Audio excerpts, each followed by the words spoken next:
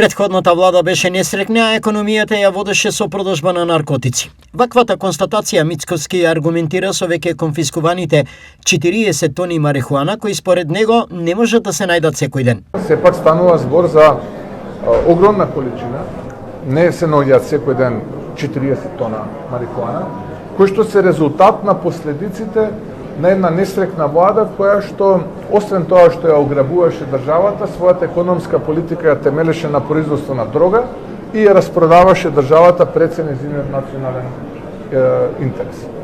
Сега ние се справуваме со тие остатоци од едно такво несрекно владење 7 години. Дел од тоа несрекно управување со владата е и ова што вие го споменавте, овој случај, но да почекаме, ќе споделиме многу брзо со јавноста како е, што е, кој е, каде и така натаму. Мицкоски во претходни изјави очекува заплена на можеби и 100 тони марихуана, зашто се вршат активни контроли во сите компании и производители на цвет од марихуана. Потоа, според него, многу е веројатно дека ќе има апсења и кривична одговорност.